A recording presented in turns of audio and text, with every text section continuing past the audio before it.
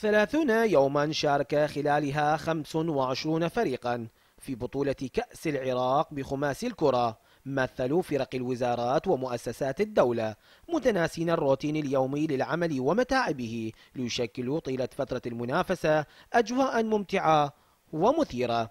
البطولة للسنة الخامسة على التوالي تقام. هذه البطولة تنشيطية بين دوائر ومؤسسات والهيئات للدولة. الحمد لله والشكر، بعد تقريبا أيام بداية العام المقبل راح تكون هناك لبطولة للطاولة، يعني غير كرة القدم، ولكن نستمر بها هذه البطولة. البطولة حققت أهدافها، منها إنشاء أقسام للرياضة في بعض الوزارات.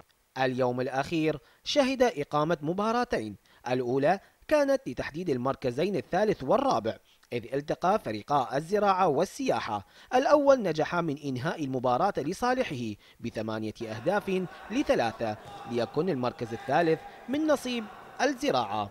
ليأتي دور المباراة الختامية والتي جمعت كل من فريقي الكهرباء والجنسية.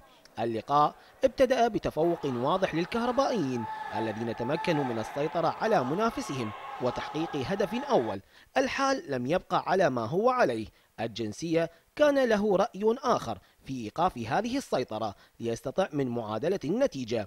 الشوط الأول هدف هنا وآخر هناك.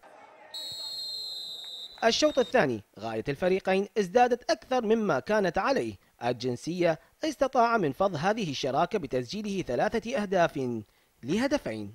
مباراة النهاية كانت مباراة قمة، واللاعبين اللي اعطيتهم التعليمات ادوها بصورة صحيحة، ومن الله التوفيق وفزنا. والفوز اهدي كل الرياضيين الطيبين في العراق. احنا كنا مسيطرين على المباراة في الشوط الاول ومتقدمين بهدف.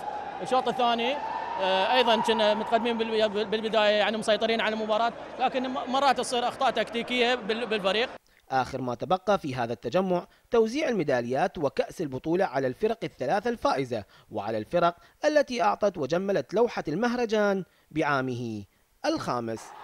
سنة بعد أخرى تزداد نجاحات بطولة كأس العراق لوزارات ومؤسسات الدولة، قياسا لما أظهرته من لاعبين ذا إمكانيات عالية يمكن الاعتماد عليهم في أنديتنا ومنتخباتنا الوطنية. زيد غالب، العراقية الرياضية، بغداد.